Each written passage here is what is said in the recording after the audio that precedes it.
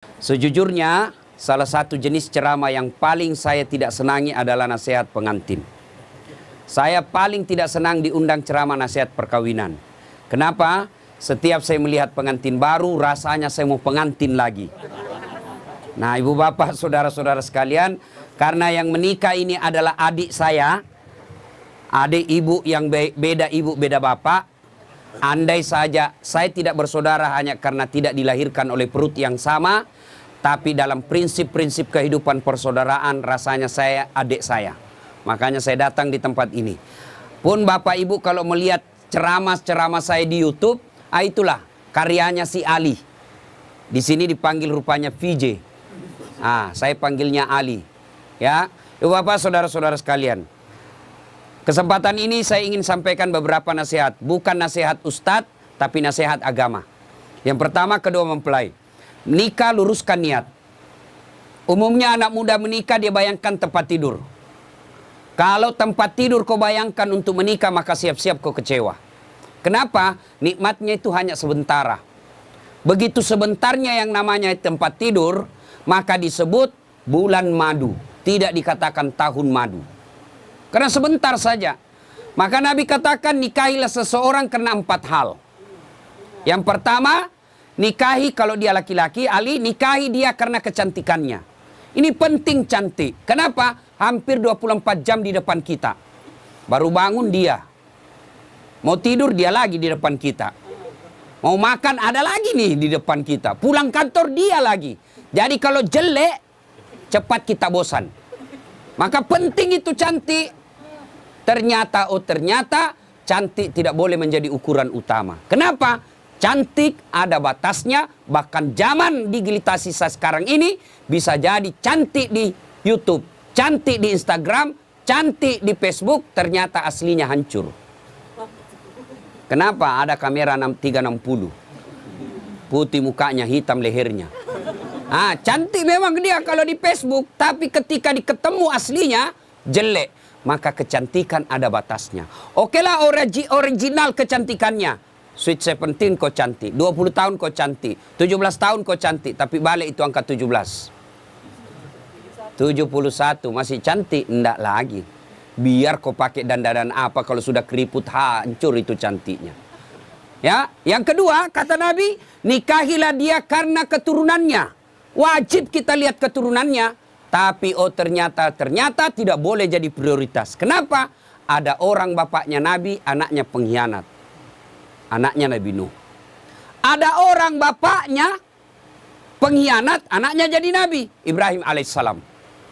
Boleh melihat keturunannya, tapi tidak boleh menjadi prioritas. Kenapa? Karena ada orang bapaknya ulama, anaknya jadi penipu.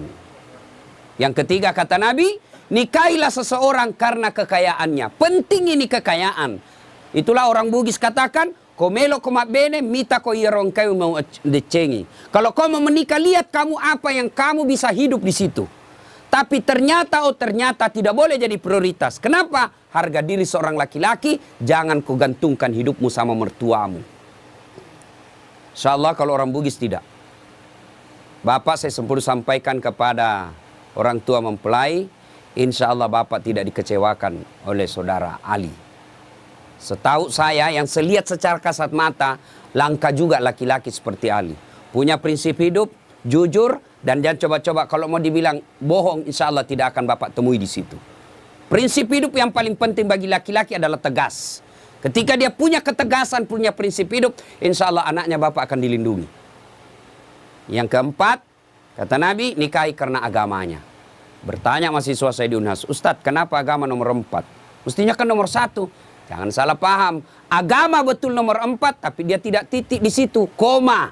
Utamakan agamanya, karena dengan agama kau dapat semuanya. Mendapat perempuan yang cantik, keturunan baik-baik, anak orang kaya, penghafal Quran, rasanya kalau ada 100 cewek belum tentu ada 1. Ada yang cantik mukanya, hancur akhlaknya. Ada yang akhlaknya baik, mukanya kesurupan. Jadi untuk cari sempurna ini sangat jarang.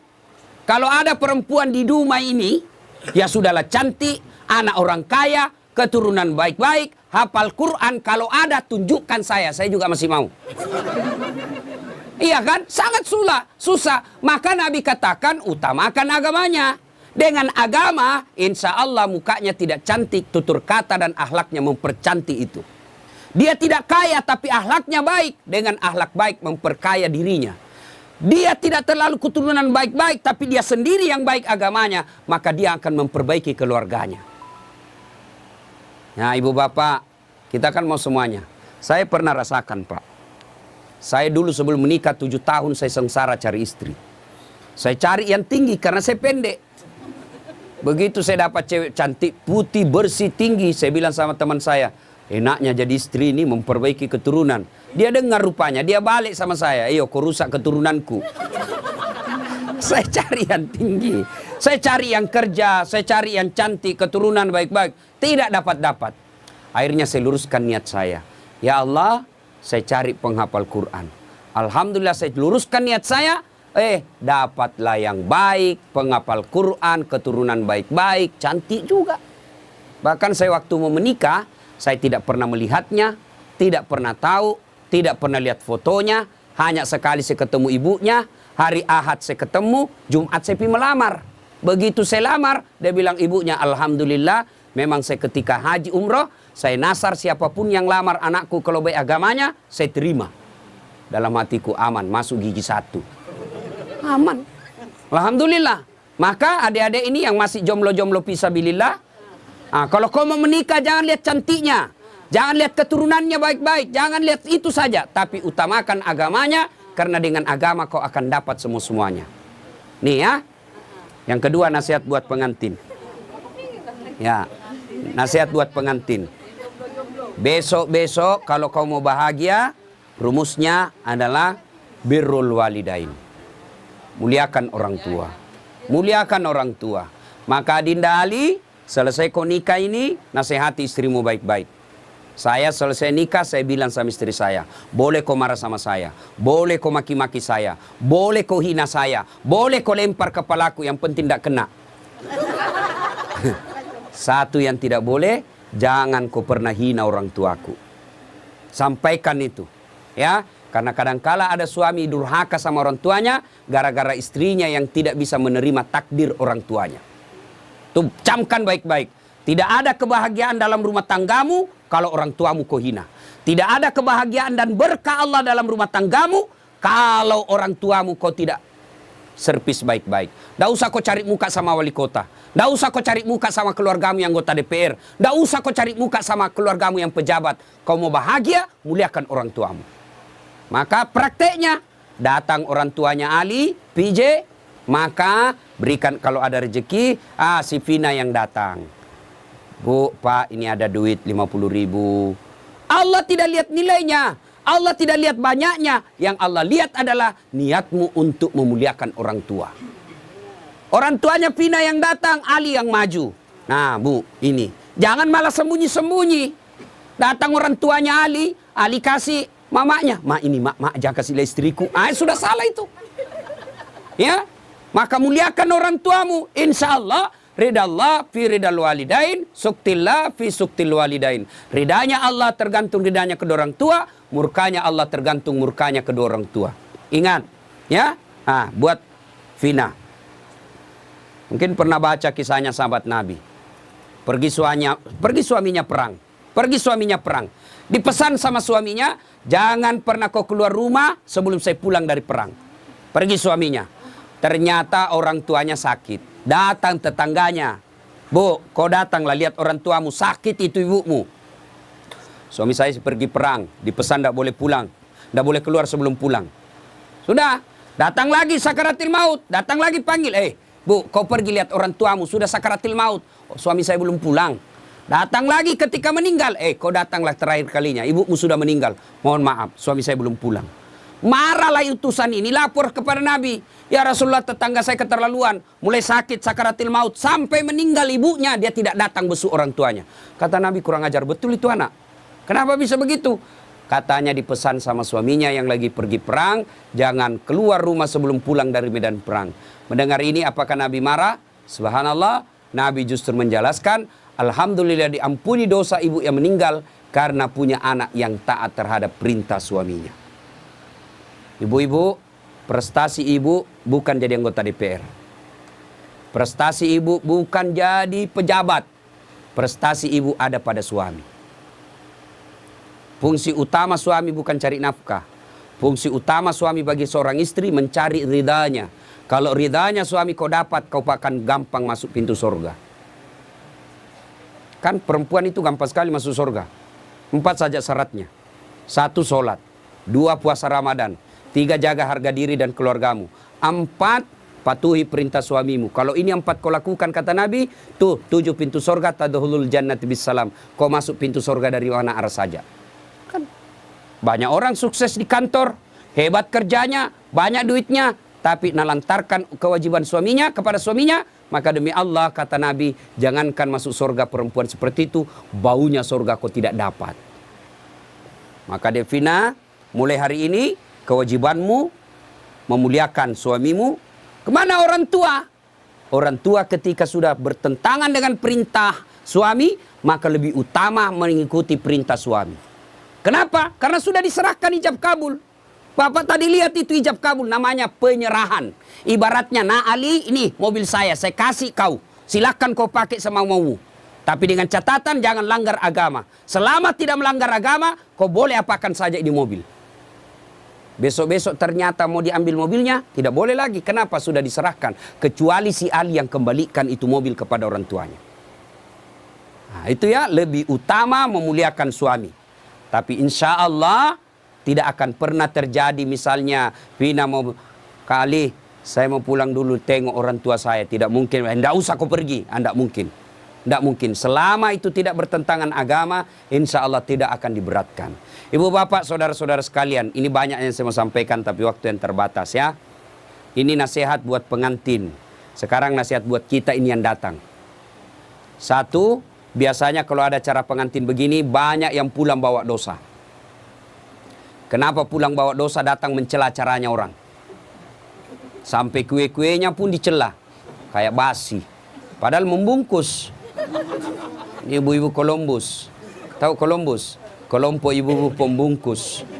Tidak boleh ibu bungkus itu makanan kalau ada seperti ini ya. Meskipun ibu saudara sama yang punya cara, besok kita lihat. Tidak boleh ibu. Biasa hilang piring, hilang sendok.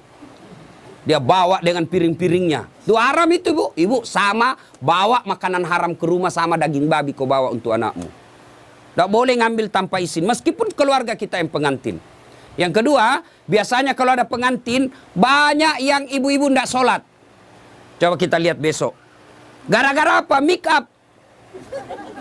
Dia kira tembok mukanya coklat, biru, abu-abu, krem. Wah, Masya Allah. Apalagi penyebab ibu banyak tidak sholat. Gara-gara jilbab. Jilbab sakaratil maut. Coklat, biru, abu-abu, kuning, dikasih miring lagi sedikit. Ada kayak pohon-pohon di belakangnya. La haula wala quwwata illa billah. Dia bilang suaminya, kau pergi sholat. Saya kasih habis duit saya 50 juta untuk umrah. Kau pulang umrah tidak sholat. Apa kata istrinya? Kau sadar Pak? Saya sadar, saya suruh kau sholat.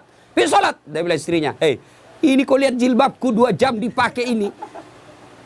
Jangan sampai ada seperti itu besok. Bagaimana pengantin mau berkah acaranya kalau lebih banyak tamunya tidak sholat daripada yang sholat. Yang ketiga, biasanya acara pengantin seperti besok, banyak praktek mubasir. Ya, terutama air gelas. Terus saya lihat belum habis, nyucuk lagi gelas yang lain. Ya, jangan habiskan dulu. Itu uang semua yang punya acara. Hanya 1 iris kau bisa makan telur, jangan ambil yang banyak. Ambil 1 tusuk dia bisa makan sate, dia ambil 3 tusuk. 2 tusuk jadi sisa, itu mubasir, uangnya orang sia-sia. Lebih kau nambah daripada kau ngambil banyak-banyak. Ada juga orang pengantin, pergi pengantin itu kayak porsi mengamuk diambil. Besar betul, tinggi betul piringnya. Tidak habis juga. Lebih ekonombo. Tidak ada yang suruh nombor Ustaz. Ya suruh sendiri. Saya biasa kalau sedikit aja dulu saya ambil. Ternyata enak. Baru saya bilang Ustaz, tambah Ustaz. Mari. Coba. Jangan sampai kita buang-buang. Itu mubasir. Yang 4, biasanya kalau ada acara pengantin seperti ini, besok kita lihat, biasa banyak tersinggung pulang. Kenapa tersinggung pulang? Merasa tidak dilayani. Ya, jauh-jauh saya dari Pekanbaru, habis duit saya pesawat, sampai di sini tidak diurus dengan baik. Tidak mungkin yang punya acara melayani ibu sepenuh hati. Kenapa? Ya jamaahnya banyak, tamunya banyak, jadi kita ngerti aja. Sampai ada yang pulang ngambek, nggak mau lagi saya ke sana. Kenapa? Setengah mati saya jauh-jauh, pakai baju baru, nggak kena syuting. Gara-gara syuting dia ngambek. Nah, ibu bapak, saudara-saudara sekalian. Nah, akhirnya adik Vina dengan PJ, kamu akan mengalami nanti geger budaya. Ya, persentuhan budaya yang berat.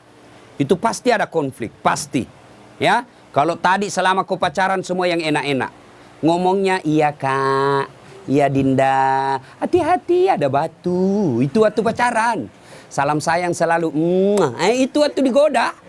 Tiap malam video call, ya sayangku. Sudah ada anakmu 2 mulai aslinya keluar. Jatuh istrinya, di mana kau simpan matamu dong? Itu kalau mulai asli. Budaya ini akan ikut menentukan. Saya lihat tadi kalau budaya tadi apa itu berbalas pantun. Saya bilang kalau di Sulawesi tidak jadi pengantin kalau begini. Tidak ada yang bisa balas-balas pantun. Ternyata ya inilah budaya. Maka kuncinya adalah sabar. Ya, ketika terjadi konflik dalam rumah tangga 2 rumusnya. Ibu-ibu dengar ini. Ya, ini pengantin-pengantin baru juga kita semuanya. Ada yang baru 10 tahun, ada baru 2 anaknya. Pengantin baru juga namanya ya. Ketika ada masalah, ini kesalahan kita ibu-ibu banyak apa? Ada masalahnya curhatnya di Facebook. Ada masalahnya curhatnya di WhatsApp. Dia berdoa tapi di medsos. Ya Allah lindungi suamiku. Ya Allah bukakan rezekinya suamiku. Sibuk betul itu Tuhan mau baca statusmu. Ketika ada masalah kata Allah dalam Al-Quran, ada masalahmu, suamimu nakal, suamimu selingkuh. Tidak usah curhat sama orang lain. Ini ibu-ibu gampang betul dia curhat sama tetangganya. Ngapain kau cerita masalah rumah tanggamu ke tetangga? Besok-besok ada Vina bertengkar sama suami, jangan terlalu cepat cerita sama orang tua. Langsung kau curhat sama orang tuamu, kau telepon menangis-nangis. Besok 2 minggu kemudian akrab lagi. Apalagi kau sudah ungkap semua kejelekan suamimu. Tidak usah. Ada masalahmu, kata Allah, ista'inu bisabri wassalah. Sabar, perbaiki solatmu, saya yang selesaikan masalahmu. Bagaimana itu sabar? Aplikasinya. Alladzi idza asabatu musibah qalu inna lillahi wa inna ilaihi rajiun. Saya tidak sangka istriku begini. Saya tidak sangka suamiku begini. Saya tidak sangka mertuaku begini. Tapi itulah jodohmu. Maka lebih kau ucapkan inna lillahi wa inna ilaihi rajiun. Banyak rumah tangga yang akhirnya hancur gara-gara terlalu cepat curhat sama orang lain.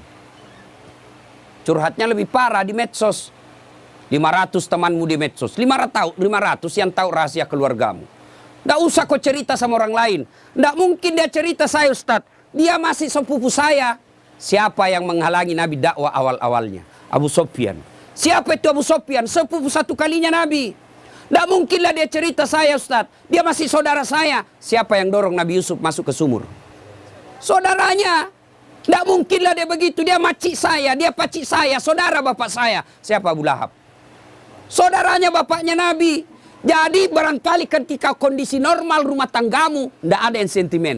Tapi ketika kondisinya lain dari yang biasa, dia lihat rumah tanggamu bahagia. Dia lihat rumah tanggamu kaya. Dia miskin saudaramu. Saudara sekandung. Belum tentu dia baik. Ada namanya dengki. Ini setan masuk. Dia hasutlah kau.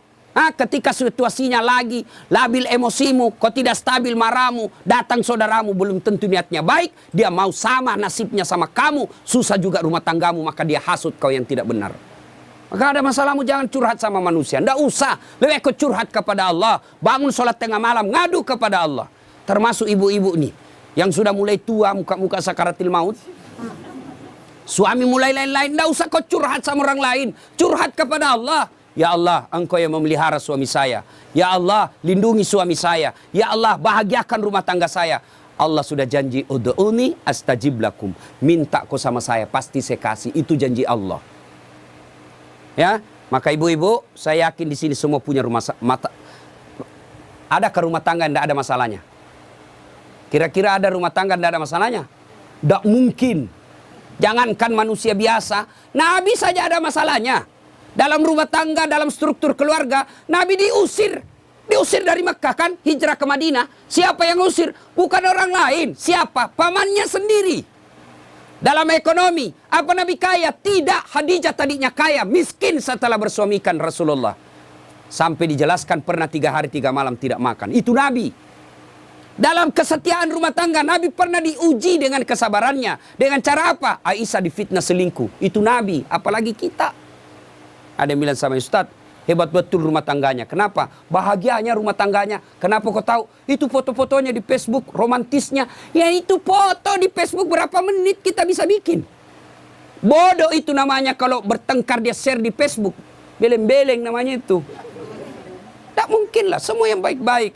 Maka begitu ada masalah, ista'inu bis-sabri was-shalah. Sabar saja. Yang kedua, perbaiki sholat. Nah, ini sholat yang jadi masalah. Ya, apalagi kalau pengantin baru. Subuh terutama. Allah kasih toleransi. Tapi sekarang sudah modern, Pak. Ada air hangat, ada air sudah. Tidak seperti pengantin baru dulu kan. Rumah tidak ada kamarnya. Tamu 1 minggu baru pulang. Bingung kita, Pak. Mau cari kamar tidak ada. Malu-malu lagi. Kamar mandinya dibawa pula. Mau mandi dilihat jauh orang basah kepala. Tidak enak. Sekarang aman. 1 kamar sudah ada kamar mandinya di dalam. Pun kalau kenapa malu? Kenapa mesti malu? Ini sudah halal. Ya. Nah, ibu bapak, saudara-saudara sekalian, banyak yang ingin saya sampaikan tapi waktu yang terbatas. Ada yang saya lupa satu lagi. Adinda Ali, besok-besok kalau marah jangan gampang bilang talak. Ini dengar semua laki-laki. Ya, marah jangan gampang bilang talak. Misal kau bertengkar langsung kau bilang saya talak kamu. Jatuh talak 1. Artinya masih boleh campur. Damai malamnya masih boleh campur. Tapi ketika kau bilang saya talak kamu, 5 menit kau banting pintu saya talak kamu, jatuh talak 2. Artinya kamu tidak boleh campur sebelum nikah ulang. Panggil 2 saksi, ibu bapaknya, ada mahar, ijab kabul, baru boleh campur. Nikah ulang. Kalau kau tidak nikah ulang campur, sama hukumnya kau berzina. Bagaimana kalau dia saya talak kamu? 5 menit kau saya talak betul kau. Keluar dari rumahnya dia banting pintu, saya talak kau cilaka. Jatuh talak 3. Artinya apa? Harus cerai dulu baik-baik. Lalu dia nikah dengan dia menunggu 3 bulan. Lalu menikah dengan laki-laki lain. Ternyata tidak cocok, dia cerai dengan laki-laki tersebut. Kau harus menunggu lagi 3 kali haid, baru kau nikah kembali. Hati-hati bilang talak. Bagaimana kalau perempuan bilang talak? Talaka, talaka, talaka, talaka, talaka, talaka. Biar sampai di atas pantatnya. Kenapa hak talak ada pada laki-laki, bukan sama perempuan, ya? Maka bapak ibu yang gampang-gampang, ibu bapak-bapak yang gampang marah, jangan kau gampang bilang talak. Marah bagaimanapun jangan bilang talak.